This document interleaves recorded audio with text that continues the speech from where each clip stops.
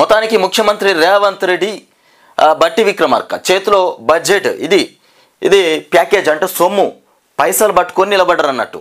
మొత్తానికి ఉప ముఖ్యమంత్రి బట్టి విక్రమార్క చేతుల మీదుగా నిన్న మొత్తానికి బిల్లును అయితే పెట్టడం జరిగింది, రాష్ట్ర బడ్జెట్ అయితే పెట్టడం జరిగింది. ఇక్కడ చూస్తే వ్యవసాయ రంగానికి వచ్చేసి 24,439 కోట్లు పెట్టడం జరిగింది. ఇకపోతే సాగునీటికి వచ్చేసి సాగునీటి పారుదలకు 23,373 కోట్లు, విద్యుత్ శాఖకు వచ్చేసి 21,221. ఇకపోతే సెకండరీ ఉన్నత విద్యకు 23,107 కోట్లు, వైద్యం ఆరోగ్యానికి సంబంధించి 12,393 కోట్లు. మొత్తం బడ్జెట్ మాత్రం భారీగానే కనబడుతుంది. అన్ని 20,000 రూపంలోనే ఉన్నాయి. మరి ఈ బడ్జెట్ అంతా రాష్ట్రంలో పారదర్శకంగా ప్రజల వద్దకు వస్తుందా? ఈ వ్యవసాయ రంగానికి సాగునీటి పారుదల, ఇకపోతే విద్యుత్ శాఖ, సెకండరీ ఉన్నత విద్య, వైద్యం, ఆరోగ్యం, ఈ విద్య ఒక విషయం ఏంటంటే ఇక్కడ విద్య విషయంలో మాత్రం అది మరి ఏం జరుగుతుంది? వైద్యం ఆరోగ్యానికి సంబంధించి 12,393 కోట్లు పెట్టినామంటున్నారు. ఇక సెకండరీ ఉన్నత విద్యకు 23,107 కోట్లు పెట్టినామంటున్నారు. మరి విద్య ఏ రకంగా నడవబోతుంది? ఈ బడ్జెట్ వచ్చేసి 2025-26కు సంబంధించినటువంటి రాష్ట్ర బడ్జెట్. ఇక ఈ బడ్జెట్ మరి రాష్ట్రంలో ప్రజలకు అనుగుణంగా బడ్జెట్ పెట్టినట్టేనా?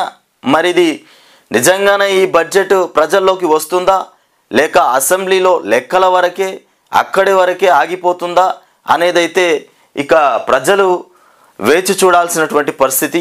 ఎందుకంటే ముఖ్యమంత్రి రేవంత్ రెడ్డి గారి మాటలు నమ్మే పరిస్థితి లేదు.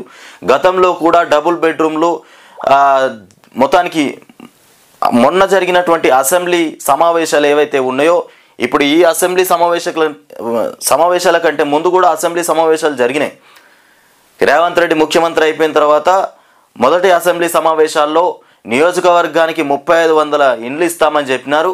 మరి అది ఇంతవరకు ఎక్కడ కూడా ఒక ఇల్లు కూడా కట్టించలే, ఒక్క ఇల్లు కూడా కట్టియలే. మళ్ళీ సేమ్ అదే విధంగా ఆ ఇండ్లకు సంబంధించి డబుల్ బెడ్రూమ్లకు సంబంధించి ఇందిరమ్మ ఇళ్ళకు సంబంధించి మళ్ళీ కూడా బడ్జెట్లో పెట్టిర్రు.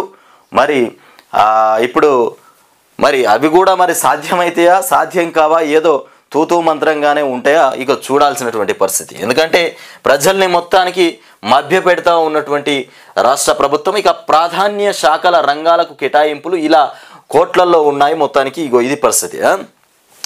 తెలంగాణ ప్రజలు మమ్మల్ని నమ్మి కట్టబెట్టినటువంటి అధికారాన్ని ఎవరు వ్యక్తిగత ప్రయోజనాల కోసం తాకట్టు పెట్టబోం. అధికార పీఠాన్ని హోదాగా భావించకుండా ఇక ప్రజల జీవన స్థితిగతులను కూడా పెంచే మార్పు తెచ్చే బాధ్యతగానే భావిస్తున్నాం. ఇక పౌరులకు నిత్యం జవాబుదారీగా ఉంటున్నారు. విస్తృత ప్రజా ప్రయోజనాలే ఇక మొత్తానికి పరమావధిగా పాలన సాగిస్తున్నామని, ప్రజా ప్రయోజనాలే పరమావధిగా పాలన సాగిస్తూ ఉన్నామని చెప్తున్నారు.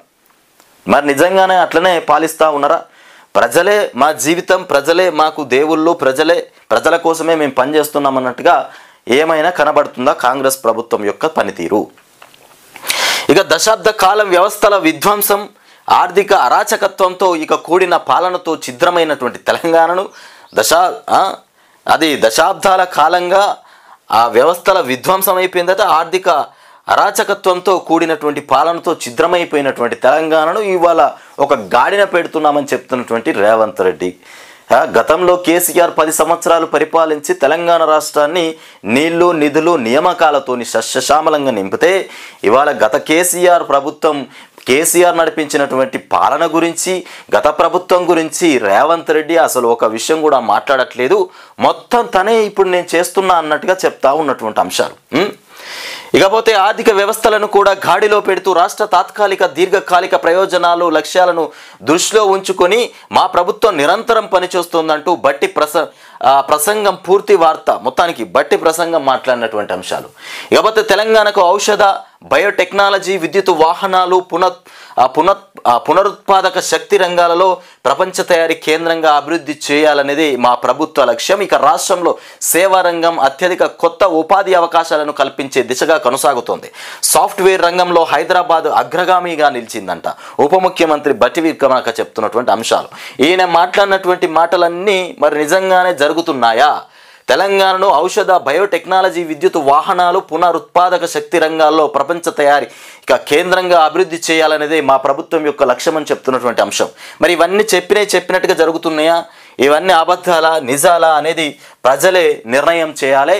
ఇకపోతే ప్రగతి బాట సంక్షేమ పూదోటగా మారిపోయిందంట. ప్రగతి బాట సంక్షేమ పూదోటగా మారిపోయింది. మొత్తానికి యువత సహా అన్ని వర్గాల మేలే లక్ష్యంగా కేటాయింపులు చేసినామని చెప్తున్నారు. బడ్జెట్లో సంబంధించి యువతకు సంబంధించి సహా అన్ని వర్గాలకు మేలు జరిగే విధంగా మేము బడ్జెట్ పెడుతున్నామని చెప్తున్నటువంటి మాట. సంక్షేమానికి రికార్డు స్థాయిలో 1.04 లక్షల కోట్లు, గ్యారంటీ హామీలకు 56,000 కోట్లు, ఇక అభివృద్ధి పనులకు 36,504 కోట్లు, ఇంద్రమ్మ ఇల్లు, రైతు భరోసా, విద్యుత్ రాయితీలకు నిధులు పెంపు, ఇక కొత్తగా రాజీవ్ యువ వికాసం, ఇందిరా గిరి, ఇక జల వికాసం, సోలార్ గ్రామం, ఇక నగరాభివృద్ధి పథకాలు 2025-26 ఆర్థిక సంవత్సరానికి 3.4 లక్షల కోట్లతో మొత్తానికి రాష్ట్ర బడ్జెట్ పెట్టినామని చెప్తున్నటువంటి అంశం. 2025-26కు సంబంధించి ఎంత బడ్జెట్ పెట్టిరు? 3.4 లక్షల కోట్ల రాష్ట్ర బడ్జెట్ పెట్టిరు. బడ్జెట్ మాత్రం భారీగా కనబడుతుంది. మరి ఈ బడ్జెట్ అంతా ప్రజల వద్దకు చేరుకుంటుందా? పేపర్ ప్రకటన వరకు, అసెంబ్లీలో మాట్లాడడం వరకే ఉంటుందా? మైకుల ముందు చూడాలిగా. ఒకసారి బడ్జెట్ను చూద్దాం ఎట్లా ఉన్నదో.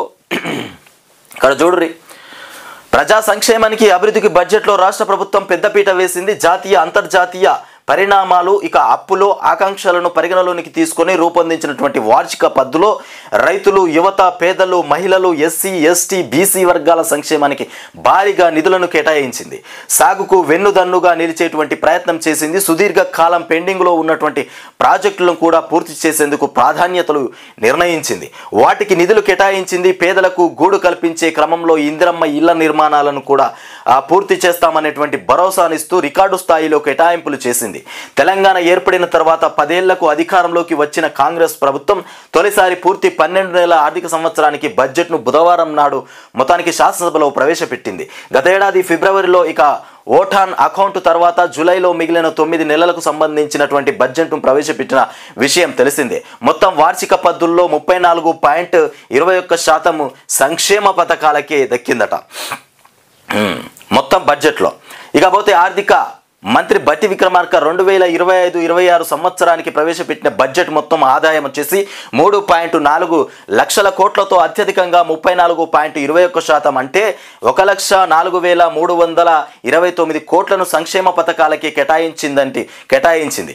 వీటిలోనూ కాంగ్రెస్ పార్టీ ఎన్నికల సమయంలో ఇచ్చిన గ్యారంటీ హామీల అమలుకు సంబంధించిన 9 పథకాలకు కూడా ఏకంగా 56,084 కోట్లు దక్కాయి. ప్రస్తుతం ఏడాదికి ఇవే గ్యారంటీ హామీలకు 47,167 కోట్లు కేటాయించగా వచ్చే ఏడాదికి మరో 8,917 కోట్లు పెంచడం గమనార్హం.